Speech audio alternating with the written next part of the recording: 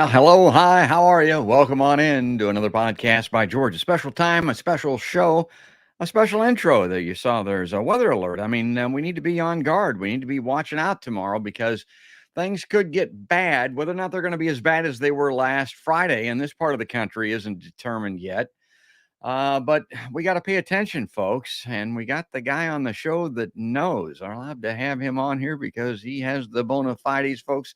Joining us on the podcast by George Liveline this evening, Dr. William A. Gallus Jr. Now, he's a professor of meteorology, and he's been at Iowa State University for over 25 years. His research interests include improved understanding and prediction of thunderstorm systems, their evolution, rainfall, and severe weather, including tornadoes, as well as prediction of winds for wind energy. And, of course, he also ties all of this into climate change. We had a chance. I want to talk to him about that, but I want to click a couple of buttons here, take that off screen, and make this like that and bring him in here and say good evening to the good doc. Hi, Dr. Gallus. Hi, good evening, George. I got some great stuff. You were out storm chasing Friday. You got some great videos and photos and stuff that people are really going to like. Even if you'll just hear us talk about it in the audio, it'll raise the hair on the back of your neck. It's really cool, but I don't want to bury the lead here because in journalism, as they say, I want to get right to this and bring this up on screen. Now, this is something I pulled off the National Weather Service. Let's see. This is of we're here about 5 o'clock. This was this morning. They were talking about Tuesday, tomorrow, 4 to 11 p.m., and these colored risk areas here that they have for severe weather outbreak. Now, I'm going to compare this to Friday so people can get an idea of the distinction or the difference here. I mean, I like this kind of stuff because it's very basic and it's color-coded, and even a guy like me can get it, and I don't have a weatherman waving at charts and videos and stuff like this. Tell us what we're looking at, Doc. So the Storm Prediction Center, that's the branch of NOAA that is responsible for alerting the whole country to severe weather, severe thunderstorm risk, has a 5-point scale. And so on this graphic, you see the red is a level 4 out of 5, which is very rare. So they call it a moderate risk, which is kind of misleading. It's next to the highest. And in fact, last Friday, during Friday's event, we were upgraded to level 5. That was the first time in Iowa in 9 years that we made it into the level 5. And it was the first time anybody in the country was in a level 5 in over 2 years. So, level 4 is a pretty good risk that there will be tornadoes in that area, large hail, damaging wind.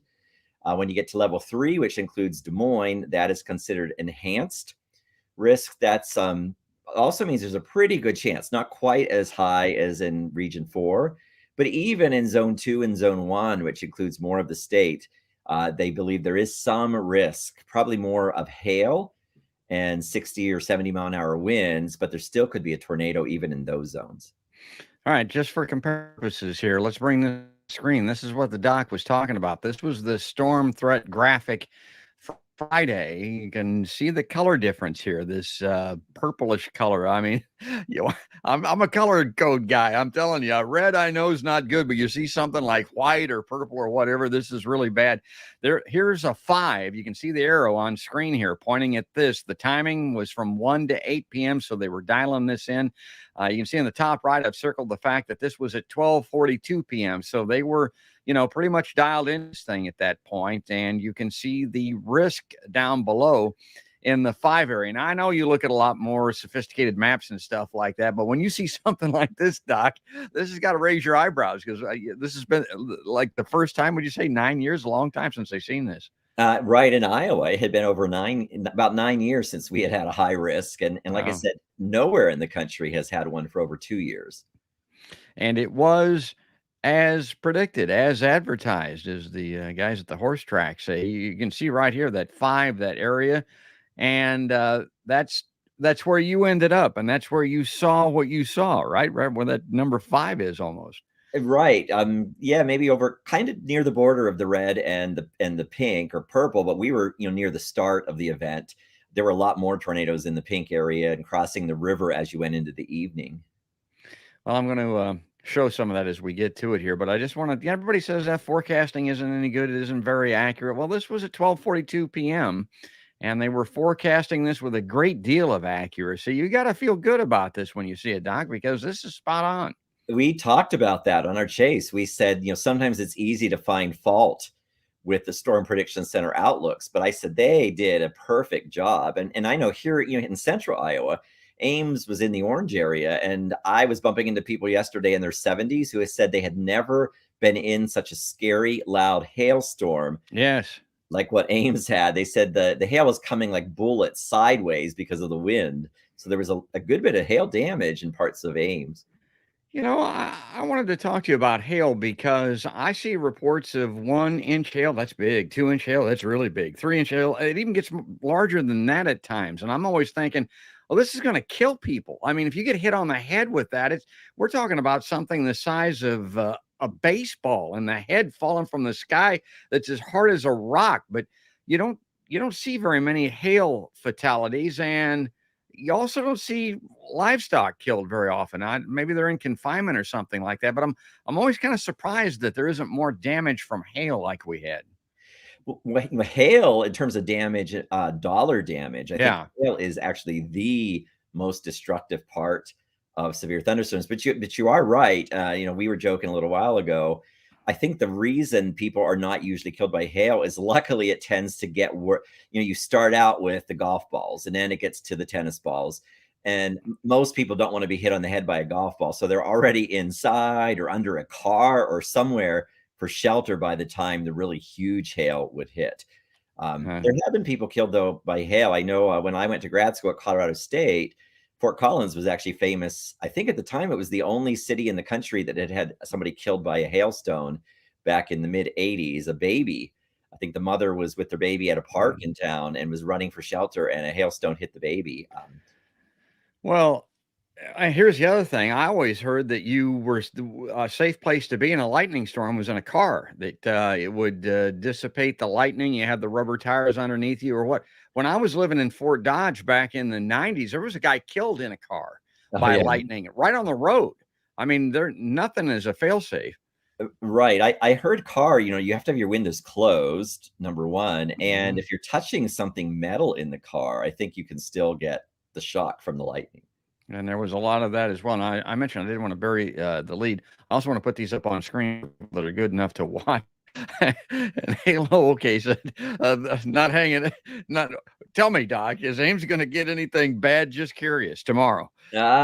I can't say no. That's, there'll be two times to pay attention. One will be late in the afternoon and around supper time. If we think southeastern Iowa is more under the gun at that time, there could be some isolated storms that might have tornadoes. But sadly, it looks like we could have more storms roll through right after dark, maybe between 9 and midnight. And we can't even roll out a chance of a tornado then, which in Iowa, nighttime tornadoes are really rare. And of course, we could have hail again and wind, especially with the nighttime storm. And this stuff is serious, folks. It's deadly serious. I want to bring this up on screen and read through this. Now, this is dated a little bit. Doc, you probably have more updated information that you've seen through the day than this. This was from the Associated Press, and it said 32 were killed as the tornadoes torment from Arkansas to Delaware. And that was including uh, any damage, the situation nationwide. Residents across a wide swath of the U.S. raced Sunday to assess the destruction from fierce storms that spawned possibly dozens of tornadoes from the South and the Midwest into the Northeast, killing at least 32 people. The storms tore a path through the Arkansas capital and also collapsed the roof of a packed concert venue in Illinois, stunning people throughout the region. With the scope of the damage, the number of deaths continued to grow Sunday. Confirmed or suspected tornadoes in 11 states destroyed homes and businesses, splintered trees, and laid waste to neighborhoods. All kinds of photos of the aftermath. I'm not going to bring many, if any, of those up because those are seen just about everywhere. Now, the National Weather Service confirmed yesterday that a tornado was responsible for damage to several homes near Bridgeville, Delaware. One person was found dead inside a house heavily damaged by the storm Saturday night. Delaware State Police reported. So, let's, some of the basics here, Doc, on where to go, what to do. And it seems like we've heard this a million times. It seems like it's very basic, But I remember this storm. It kind of laid over I-35 for a while Friday. There was a sliver of it that just ran up and down the interstate. It was kind of weird, actually. It almost stalled there. Looked at it, did move off of it finally. But if you're on an interstate, for instance, in a car, they tell you, a car is not a safe place to be. Well, where do you go? Well, a lot of people pull under underpasses, but that's debatable. And then, of course, they tell you if it gets really bad, jump out of the car into the ditch. Well, if there's a torrential downpour, there's flooding. If there's 3-inch hailstones falling from the sky, that's something you don't want to do very much. And so they've always talked about running into a ditch from a car. Is there any good advice if you happen to, be trapped in your car during one of these? So that's a very complicated question. Yeah. If the tornado is the thing you're afraid of, so if you know there's a tornado warning, a key reason you're told to go into a ditch is it would be better to be in a ditch than in your car if a tornado picked it up. And that might be the advice if you can't figure out what way the storm is moving or you don't know what way you're going. However, they do know if you're pretty savvy and most of the time the storms come from west to east or southwest to northeast. If you're on a road that you can tell is going to take you away from the storm, so the road is angled, maybe perpendicular to the way the storm is moving, then the safest thing is drive away. The trick is we sort of hesitate to tell everybody to drive away from a tornado because you could get yourself in trouble if you don't know what direction the storm's moving or you don't know what direction your road is facing. I love reading Mary Knox's comment. She watches the show a lot. She says, I hate the idea of a late evening tornado. They're called night naders. Some people call them. Yeah, because being able to see these things has, a lot to do with the advance warning. And she also says here, let's see, it seems information on our last tornadoes are barely trickling in, and now we're facing more. I noticed that too, Doc. And I just read that article. That's a large loss of life. There's devastating damage everywhere. I mean, this was a horrific thing this past weekend. Now, there's a lot of other news going on, and most of it's not good, but I was a little surprised that this didn't grab the headlines more than it did. What's your take on that? I was surprised at first. In fact, on Friday, I was relieved. By the end of the day, I hadn't heard of anybody being killed. And when I saw the weather maps that morning, I actually posted on social media that it was going to be a dark day. And I thought, wow, we really, this was a miracle. But it turned out a good many people did die. And it's sort of odd. The Mississippi tornadoes that had hit 1 week earlier, I think, got a lot more attention, even though there were fewer people killed. But I think what happened in this event is you didn't have so many people all killed in the same town. I think everybody understands how powerful a loss that is for a community if you have 13 people die, as what happened in Rolling Fork, Mississippi. In this event, it was 2 or 3 people, maybe 4 or 5 here or there, scattered over a lot of different states. So I would assume that is why this story didn't get as much attention as you might think. I mean, right now, the preliminary tornado count from Friday is 124, which is an amazing amount of tornadoes to get in one day.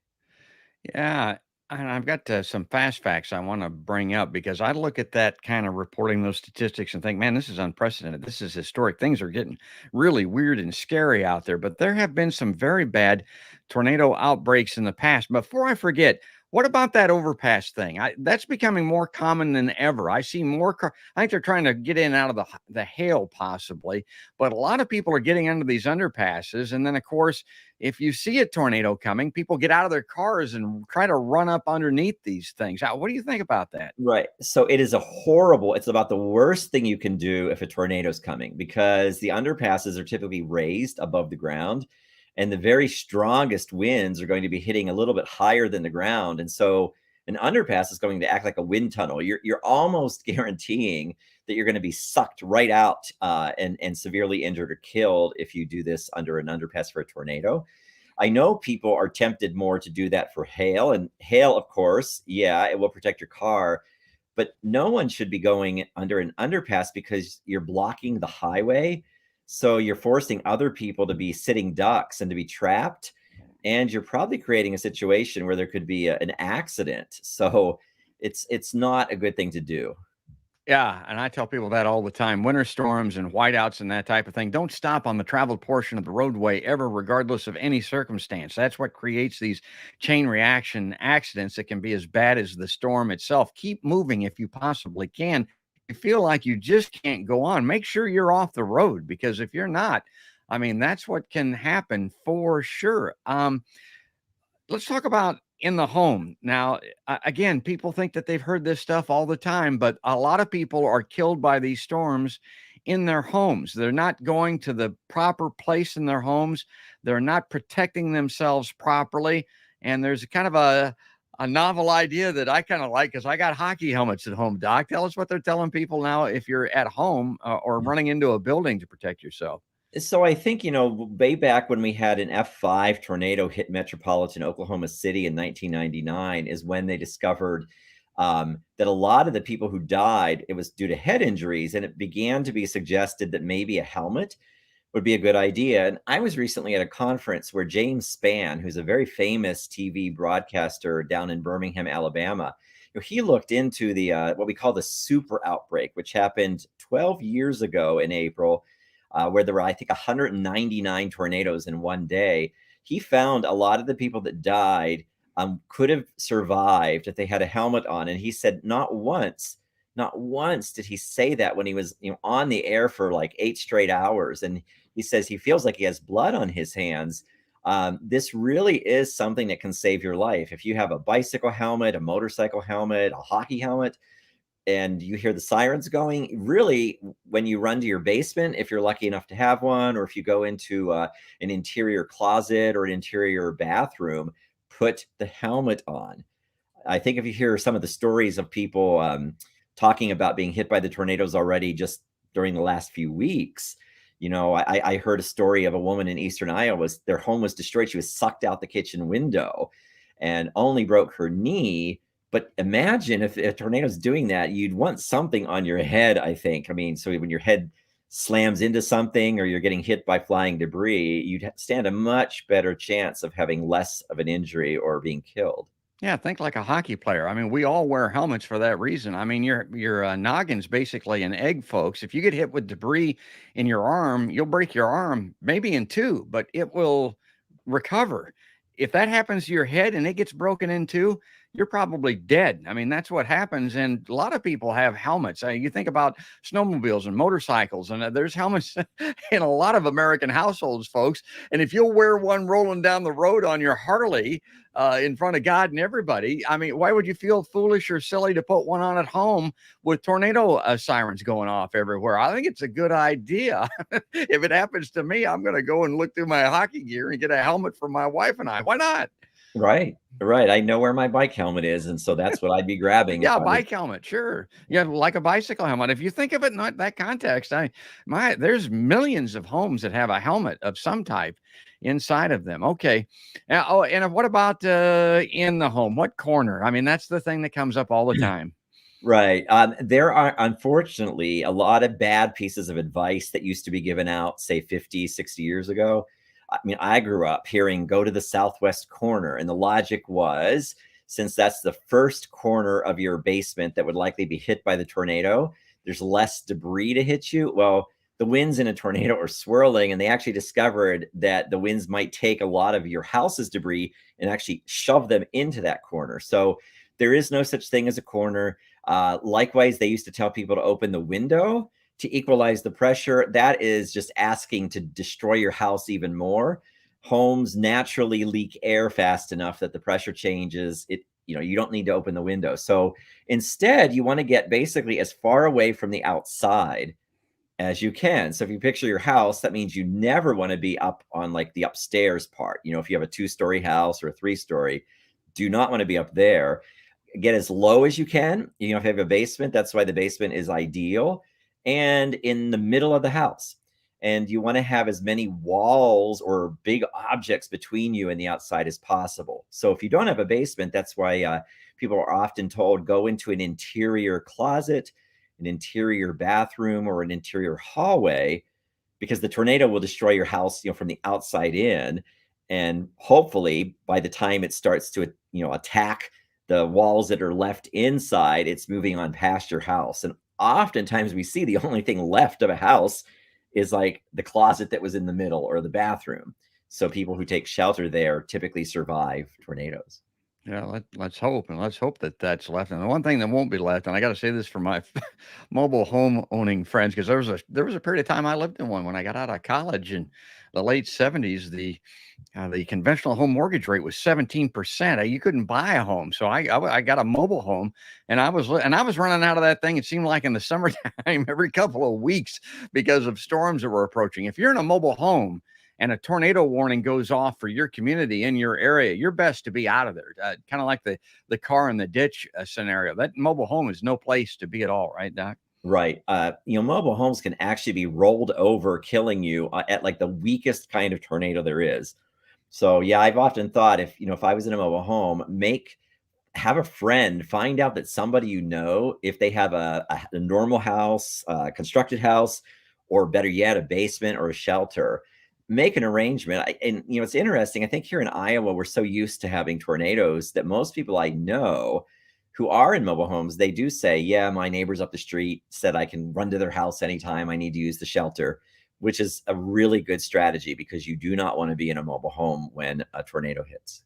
Some mobile home parks used to have tornado shelters. They're probably not the nicest place to be in the world, but any Frady hole is better than no Frady hole. That's the way that I would put it. Now, I want to encourage everybody that's watching.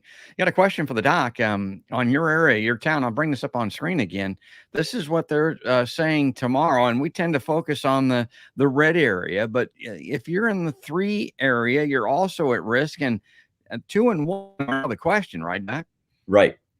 Right. Yeah. So this sort of gives the degree. I mean, so the Storm Prediction Center did a great job on Friday where the pink areas were full of tornadoes, but there were a lot of tornadoes in the 4 area. And I think some of the people who died during the nighttime tornadoes, it might have only been in, say, the 2 and the 3. So it just kind of gives an idea of where are we most confident that we will have the worst of the weather and maybe the most storms producing tornadoes and large hail and damaging wind.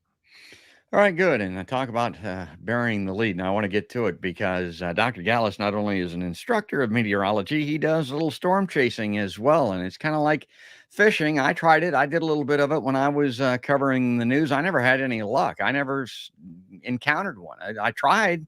I saw some bad storms, but I never saw a tornado. Well, this past Friday, he did. He saw something that would make Dorothy and Toto proud. Let me bring this up on screen. This Doc, just talk us through this here. What we're looking at. This could be an award-winning photo in my mind for weather. This is very rare. This is a twin, correct? Correct. We're yelling twins at this point. This was on Highway 77 south of Kyoto in southeastern Iowa.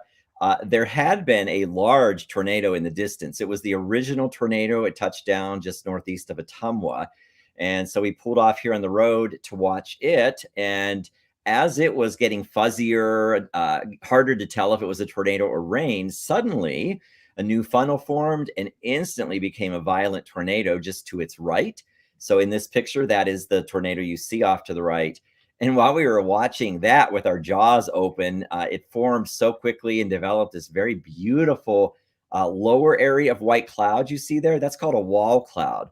Yeah. So storm spotters are often taught to note if you see a wall cloud and you can tell it's rotating, that's usually a pretty powerful signal that a tornado is going to touch down. Suddenly, I looked a little to the left and thought, wow, it looks like another funnel.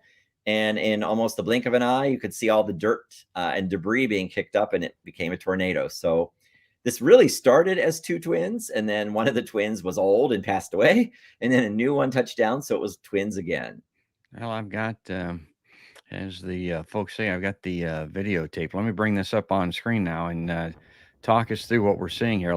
Describe this. So this is looking west at the tornado that had originally touched down northeast of Ottumwa. It's pretty far away from us here. I believe about 4 miles west of a tiny town called Talleyrand. I'm not sure, George, if you've ever heard of Talleyrand. That sounds Irish to me, but I had not heard of it until Friday. So yeah, we were watching that large tornado in the distance. And, it's looking a little fuzzier here. There's rain, kind of curtains of rain surrounding it. So we had to take a guess, is that really a tornado in the middle with the dark? And then suddenly noticed what's going on just to the right of that, Yes. and saw a white funnel going down. And again, almost in an instant, you could see all the dirt and debris violently rotating below it. So that, it turns out, went on to become the strongest tornado of Friday's outbreak in the United States. It received an EF4 ranking on the 5-point scale due to the damage it did to I think a house or a farmstead just outside Kyoto that was, I think, completely swept clean. So, yeah. And we look at these things with shock and awe. I mean, they're beautiful, but they're also very deadly. This one caused damage. Did this kill anybody, Doc? No, of all the states, Iowa was one of the many states that had a good many tornadoes. We're, I think, one of the only ones where nobody was killed. Part of it was luck. The tornadoes managed to pretty much miss any towns of any size. But I also think Iowans do a really good job of doing what you're supposed to do when there's tornadoes happening.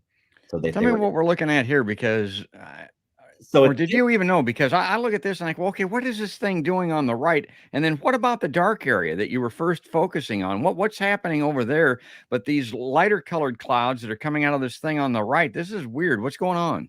So that was fascinating.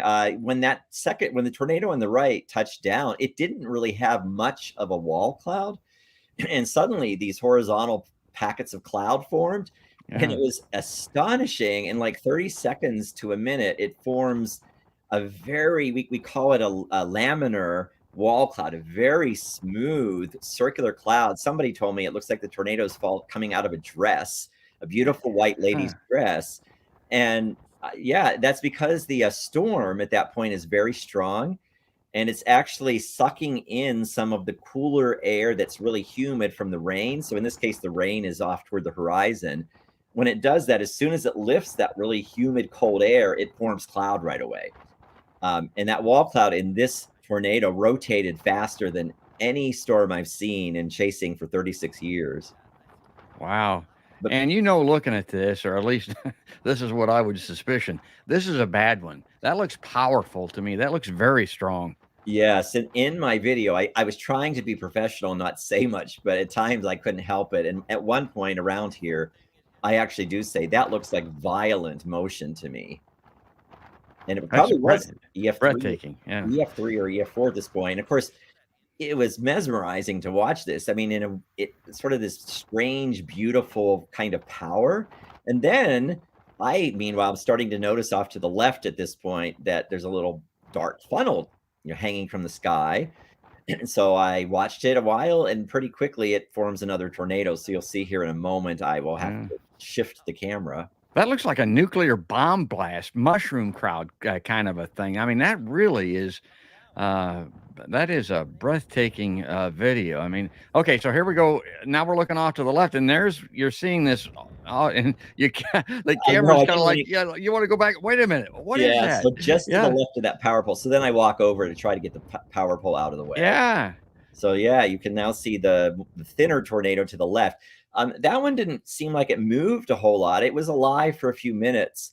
I saw the Weather Service is still doing the damage surveys. There were so many potential tornadoes in Iowa. I saw they simply mentioned that briefly there was a second tornado. I don't think it hit anything, fortunately. Here's Halo back with a question here. Let me see if I can get this. This may seem like a crazy question. I moved from a house to an apartment. I'm on the first floor. Do I go to the bathroom like I was told by friends, or a closet? They also said both. If it's okay to answer. Yeah, both places are good, especially if they're, you don't have a window to the outside. So if your bathroom is against an outside wall and has a window, but your closet doesn't, then I would probably choose the closet myself. But oftentimes, bathrooms are totally inside. I know in my house, we don't have windows out from the bathrooms because they are sort of interior. In that case, I would actually choose the bathrooms, because some people believe the piping, the plumbing in the bathroom is sort of another sturdy thing that can help intercept debris and hold that room together. And if you're mobile, I mean, if you can move around, if you can sprint, think of me running out of that mobile home on the farm back in the day. I mean, go to some place that is more secure, more safe. There aren't very many people. You'd have to be a real ass to turn somebody down with a tornado approaching that shows up your door wanting to jump in your basement or something like that. I wouldn't be afraid to knock on a door or go to a place. And sometimes it'll happen, or a place like that will be where you would least suspect. I was just because of the storm outbreak, I was playing hockey this past weekend, Doc, and it's mostly a metal building hockey rink, like most of them are. Well, the locker room that I was in, I started to look around. It's got a concrete floor, a concrete ceiling, it's got concrete walls, and it's got shower stalls that are poured block concrete. It was like a pillbox. I thought, if I'm ever in this neighborhood, if I ever had to jump into a place because of a tornado, that'd be a lot better than a car, mobile home, or maybe even an apartment building. So, be prepared, like they say, and scope out a place maybe that's close to your apartment building if you can get to it in time. If you've got a minute to get to it, that do it now, plan now, right, Doc? Right. And now, the question mentioned, I think, being on the first floor, which is good. If it's a multi-story apartment building and you're in the first floor, that gives you a little bit of safety. But yeah, if you're on the top floor of an apartment building, you don't want to be there. I mean, if you have no other options, go to an interior closet or bathroom. But hopefully you maybe know some of the people on the first floor, and that would be safer than being on the third floor. And if you can go to a place like George mentioned or somewhere nearby quickly, yeah, I think sometimes when they design sporting facilities, they actually on purpose make the locker rooms be the official Oh, maybe that's it. Yeah, tornado it could be. shelter, so they're built really well. Good idea. Here's a, and I can't answer this question. Yeah, you could. It's underneath the video. There is that called a wedge cloud, Doc? Is that an accurate description? It's wall cloud, wedge cloud. So wall cloud is what is on the right. That is so. I hope nobody objects me when I say it's pretty. I mean, to me as a Yeah. meteorologist, it's pretty. Um, we don't refer to anything as a wedge cloud, but we do refer to a tornado that is wider than it is tall as a wedge or wedge tornado. And so at this point, the tornado on the right is becoming a wedge. After we watched this for a while, and then we went back onto the highway to head north quickly so that we could still watch it. And when it approached Kyoto and officially destroyed the building, giving it the EF4 rating, it was definitely a wedge tornado. Partly because the clouds were so close to the ground that day, it wasn't so hard to make it, wider than it was tall. But in the very beginning, when we started the video, that tornado we were looking at that had started near Ottumwa was also what one might call a wedge tornado for a while, very wide. So when you hear wedge from a meteorologist, they usually mean a tornado that is very wide compared to how high it is. Hmm. Let me bring the photos up once again. Now, this is the twin photo that I mentioned earlier. This is when you're first looking and you're seeing all of this is the darkness that's caused by stuff being thrown up from the ground. Right, and the tornado cloud is in there too. I think it's a little hard to see nice sharp edges just because some rain or dust is circulating. Hmm. But this, so this is the one that would have been, I think, classified as a wedge tornado for a good 10 minutes or more. Hmm.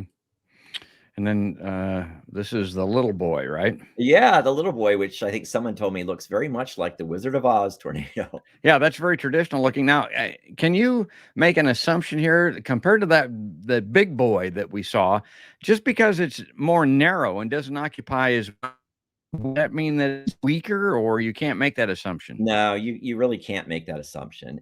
In this case, we would guess the two tornadoes were equally far away from us, and we couldn't see such rapid rotation coming from this one. So I think that would be a sign that the other tornado was stronger. But Mm, I mean, here you can even see it's picking up debris over a much wider area than the actual funnel. So that does imply it is still a pretty strong tornado. very dangerous, very deadly, and you can see some farmsteads or something that again, there was some property damage associated. Oh, look at, man, that is just breathtaking. Look at the scale of that thing. Right. It was Holy, I wouldn't, I would think that you could get like a cold air funnel or something like that little one that we looked at or something, but it really does surprise me. And this goes to what you and I were talking about off air before we came on, Doc, that you can get this kind of development this time of year when you really don't have any heat in the mix, except from the, you know, earlier in the day or the day before. It's not what you would call a traditional setup for tornadoes, but this looks like one. Right. In fact, George, ironically, right before this tornado touched down, my colleague who teaches a lot of our meteorology courses complained, the wind was blowing toward the storm, and it was a cold wind. Normally with thunderstorms during the summer in Iowa, if you feel that cold wind, that is not good to get a tornado. We call it outflow. And my friend said, Yeah. "Oh, we're not going to see anything. This is just outflow." But I stopped him and I'm like, no, it's racing toward the storm. It's just that it wasn't a very warm day on Friday. And the reason we were still able to get such powerful storms, though, is that the weather system itself was really intense. So the air above the ground was very cold. Okay, so it was so cold up high that being in the 60s down low to the atmosphere was like, oh, this is like Tahiti. It's, lots of Yeah. warmth and humidity, plenty of potential for the Yeah. air to rise because it would be warmer than the air up high. And normally it's not quite so cold up high, so it has to get warmer down low for the air to be able to rise like a hot air balloon.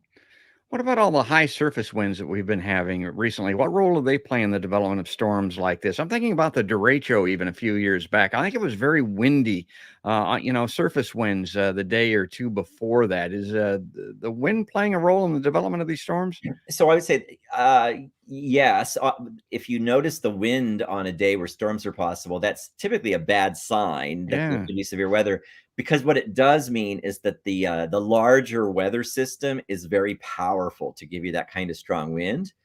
And a powerful weather system probably has all the ingredients needed for a derecho or a tornado. Yeah. Okay. Great. Man, that truly is something else. So that brings us kind of full circle here. And I wanted to get to this because this is something that you and I have talked about before. This is out of the Associated Press. And it reads tornado spawning storms may get worse due to warming. Again, may get worse. And there's a very dramatic photo. America will probably get more killer tornadoes and hail spawning supercells as the world warms, according to a new study that also warns the lethal storms will edge eastward to strike more frequently in the more populous southern states like Alabama, Mississippi, and Tennessee. Okay, before we go on, talk about that, Doc, because traditionally Tornado Alley was thought to be Texas, Oklahoma, Kansas, maybe reaching up into Missouri and Iowa at times. But it's like we've either got a new Tornado Alley or it's moved a lot to the east and south. Right. There have been studies look at what's happened over the last few decades, and it seems as though we're getting more and more tornadoes closer to the Mississippi River, maybe even on the other side. So places like Tennessee and Mississippi and Alabama. And I think some climate model simulations were done, which is the study that you were mentioning in that news clip, that showed that this may continue to happen as we go into the future. I believe the idea is with the climate warming, the desert part of the US, so the Southwest, is drying out. And this includes parts of West Texas, Western Oklahoma, Western Kansas. That allows the air to get very hot out there. And they're pretty high elevations out there. So that hot air rides out over the plains and it forms what we call a cap. This prevents thunderstorms from forming. So the idea is the cap is probably getting worse or getting stronger, which is, reducing the number of tornadoes in the traditional tornado alley. But instead, you have all the ingredients you need getting even better east of there, and the cap has trouble making it as far east as the Mississippi River. So you're getting more tornadoes in areas that sadly are more population. Places like Mississippi have I believe, the highest percentage of people living in mobile homes. So it's just a very vulnerable population, and they're getting more tornadoes in that area. And Yeah. since you mentioned it, you talked about tomorrow's weather could potentially be bad. The one big difference that makes forecasting tomorrow a lot more difficult than Friday. Friday, we did not have any type of capping inversion. It was easy to form storms. So I know by evening, I pitied the people at the National Weather Service in Davenport. There were tornadic storms everywhere in eastern Iowa. Tomorrow, there will be a cap. So that raises questions. Will the cap be able to break? When will the cap be able to break? People tend to be in agreement that we'll probably have fewer storms around tomorrow. It's just that the ingredients to get a tornado are even better, even more powerful than they were on Friday. So the worry is there'll be just a few storms tomorrow in Iowa, but they could produce really strong tornadoes that stay on the ground a long time because they're not bumping into other storms and having to share the energy in the atmosphere. So are you just a weekend warrior, or can you get out tomorrow to chase something if it happens? I in the spring, I actually teach a course on small scale weather events, severe weather, etc. And we spend a week on tornadoes. And I always tell the students, if the weather cooperates, we'll swap out the week. And then for our lab activity, we'll go out in the field as opposed to doing a pretend tornado chase. So tomorrow just happens to be the lab in that class. And so we are coordinating and have plans to make observations and help the students with their eyes to see what we talk about in terms of, what happens when you get a tornado? What are the ingredients? What does it look like? What about storm chasing as an activity, as a hobby? There are a lot more people doing this than there used to be. That's what to me anyway.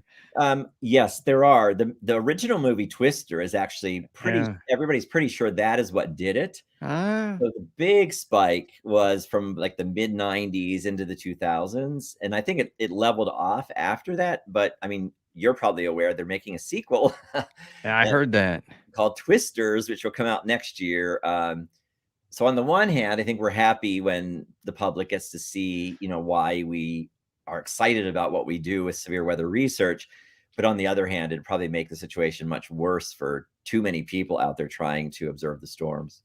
Yeah, I didn't particularly enjoy the Twister movies. I don't know if it was just the show. They just seemed kind of dumb to me. I mean, maybe Yeah. the sequel will be better, but okay. So, and our internet's kind of getting all wonky too. I want to bring these up.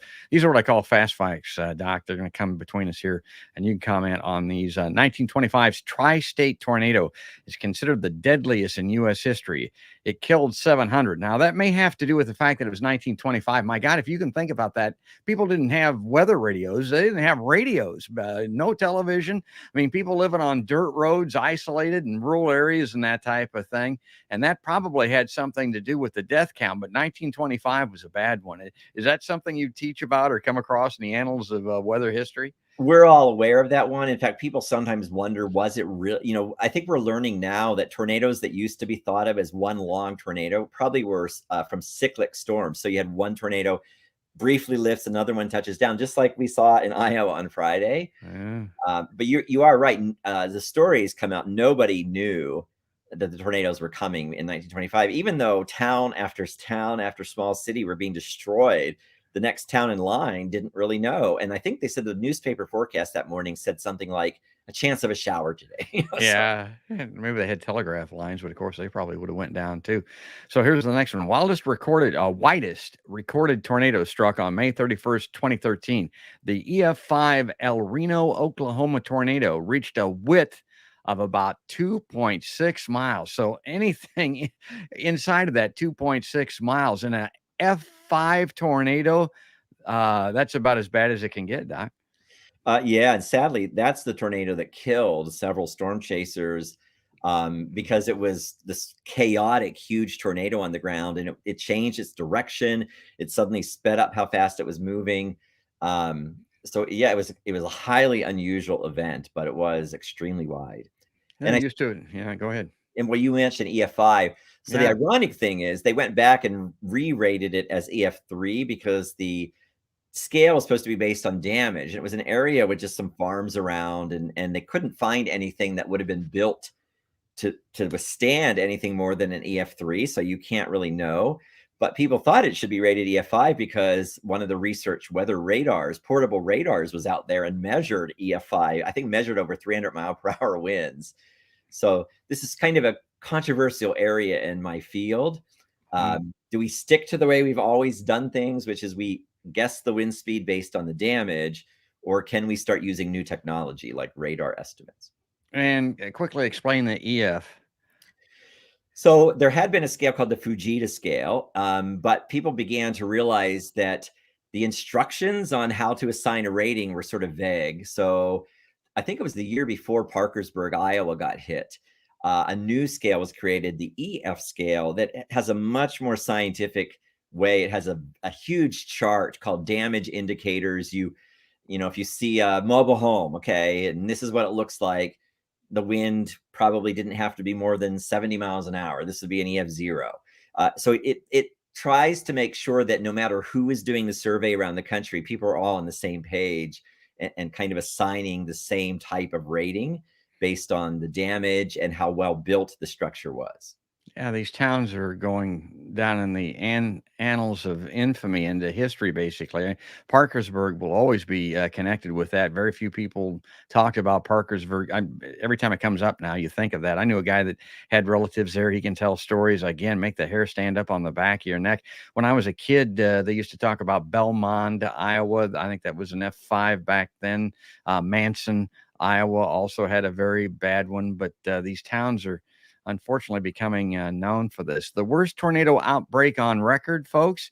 It was April 27th, 2011, in the midst of a severe tornado outbreak across the deep south from April 25th to the 28th, 2011. So we're talking about 2 days, 3 days here. A reported 207 tornadoes touched down just on April 27th. 207 tornadoes. So I look at this thing from last Friday and think, oh my God, the ecosphere is collapsing on us because of climate change. But this has been going on for a while, although 2011 could be connected to that. 1925 probably was. But there have always been bad outbreaks, Doc. And I don't know. Do you think that it's getting worse? I mean, because of climate, or do you think it's So always been like this? one of the things that's interesting when people want to know how will climate change affect tornadoes, it's actually a very complicated question. Most scientists don't believe that necessarily we'll have more tornadoes, but what we're finding already is they get concentrated on fewer days. So there's less days with tornadoes, but on the days where you have tornadoes, you get a bunch of them. So yeah, so it's entirely possible something like that 2011 event could happen again with 200 tornadoes in one day. I think it's getting worse this time of year, maybe winter and early spring tornadoes. As a kid, I don't remember that kind of stuff at all. Tornadoes can last from mere minutes to several hours. This is more important than you think because it has to do with warnings and the need to act immediately. And sometimes you have a lot of time, sometimes you don't. Right. I think the majority of tornadoes only last a few minutes, which means by the time you hear you're in a tornado warning, it might be that the tornado already lifted. And when they only last for a few minutes, they therefore don't stay on the ground very long, so you don't get a whole lot of damage. But when we have ones like we've had recently where they stay on the ground 30 minutes to an hour or more, they leave behind a long track of damage, and that can really stress the emergency responders. You make it difficult to get there to help all the people that are affected. Now, what about this one? What was the lifespan here? What are we looking at? So the one on the right, when it touched down, I think it stayed on the ground again on almost another 30 minutes. Clear up. It was actually, George, headed directly for Iowa City. So I knew that. I looked at the map and just had this sinking. I just knew by the end of the day, this was going to be a disaster. And fortunately, it lifted not terribly far before it got to Iowa City. Wow, I'm still amazed every time I look at those photos. Okay, let's take a spin through these things. Powerful tornadoes do occur in the northeastern United States. Well, people say, well, yeah, but there are people up there that think that they're indemnified. They're protected, basically, because they're not in the South. They're not in Tornado Alley, but they do occur up there. The most famous example is a city in Massachusetts, Worcester, Massachusetts, in the early 50s. I think they had nearly 100 people killed in a tornado that I believe was an F4 or an F5. And it was the day after an F5 killed 100 people in Flint, Michigan. So whatever that weather system had going for it, it liked producing violent tornadoes.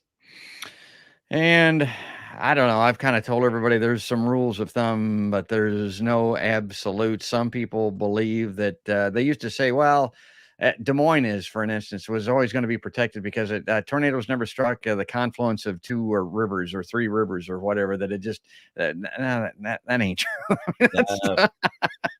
That just wives' tales. A lot of this stuff. Severe tornadoes in the U.S. can occur in both tornado and southern tornado alleys. Well, that's a given. That's what we were talking about earlier. Spring is the peak season for tornadoes. Again, I'm kind of alarmed about what's happening because we're not in spring, right? Are we or are we? Is it spring? Is it winter? Yeah. Yeah, it's right. Our weather doesn't seem like it, but meteorologists consider spring to start on March 1. Okay.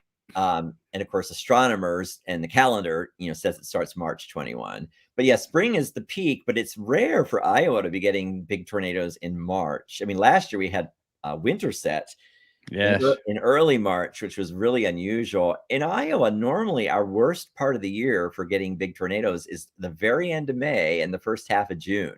So we're kind of holdouts. In Iowa, technically, some of our worst tornadoes are in meteorological summer. Yeah. And that's when I normally think of them as a kid, listening to the cicadas on a still summer night. It had been hot all day, no wind, high humidity. And that's when I was thinking tornadoes. Most tornado activity occurs in the afternoon and evening. Now, that's absolutely true. They don't happen in the early morning, do they, Doc? Probably the rarest time of day is around 8 in the morning. So no matter where you are, that's pretty rare. But in the South, over half the tornado in the Gulf Coast states, over half of them happen at night. Yeah, night naders that we're talking about. Yeah. And that's horror. And folks, if you want to be on a chase crew and go, or you want to study tornado, this is the place. You're in the right country. The United States experiences the highest number of tornadoes, and there's got to be a meteorological reason for that, Doc. What is it? It is. It's where the Gulf of Mexico happens to sit and where the Rocky Mountains happen to be. Mm-hmm. Those two things allow air to rise up over the Rockies, and we have to get used to, George, you're probably good at this, but anyhow, rise up over the Rockies and come down the east side and fly out. Meanwhile, the southerly flow is coming up from the Gulf of Mexico, very moist, and so you get a nice collision to help give you air, kind of colliding, and then it goes up. And it also helps us to get a change in wind speed and wind direction as we go up with height, which is what you need to get the storms to spin. Wow, but every continent in the world except for Antarctica has seen tornadoes. Here's a last comment from Halo. Well, you guys be tomorrow before the storms, guys today, and you guys are very helpful. So I'd watch if you'll be live. Well, the Doc's got a day job, so he's gonna be doing that. And afterwards, maybe if he's lucky, he'll be out there chasing them. I might jump on the air live if something, God, heaven forbid. I mean, if it were to get really bad, you never know when I'm going to come on the air. But we'll have Dr. Gallus on again, folks, and we'll have as they say, probably not a good term, a post-mortem here on these storms. We like to check in with him afterwards, and it's hard to do it beforehand because he's a busy guy. Doc, I'll give you a last word here. Anything in closing that you want to say about what's coming up tomorrow, or just, the world of weather in general? I just say tomorrow, just make sure you have a plan of how you will hear weather information. If we get by and there's nothing happens in Iowa, be happy about it. It could evolve that way. Like I said, there's many more questions about tomorrow than there was for Friday, but the ingredients are almost off the scales. So if a storm can form, it could very easily develop a tornado quickly. So it's, this time of year in general in Iowa, wherever you go, you should make sure you know a way to be getting weather information, and you've given at least a little bit of thought to where would you go if you hear that there's a tornado warning. That's great advice, and it ought to be. He's the man, folks. That's Dr. William A. Gallus. Dr. Gallus, thanks again for coming on a podcast by George Liveline. Thanks, George. And folks, if you like a podcast by George, do what I always encourage everybody to do. Let me just bring up the full screen for me here. Go to podcastbygeorge.com and check out the various platforms. You can sign up very easily for Facebook and YouTube there. You just ring the notification bell on YouTube. You'll be notified. You just like and follow me on Facebook. You'll get your notification that way. And leave us a comment, give us a thumbs up, and share the live streams and the broadcast particularly. That has a lot to do with the dreaded algorithm as far as getting seen and heard by more people on both YouTube and on Facebook. Now, if you like the audio portions of the podcast, and today was pretty visual, but if you like just hearing myself and my guests, Go to podcastbygeorge.com and click on the icon for iTunes as an example, or Spotify, or the iHeartRadio app, or Deezer, Stitcher, Amazon Music. There's a number of places where you can get the podcast in audio version. But that's going to do it. That is going to wrap it up. That's all there is, and there ain't no more. That's another podcast by George.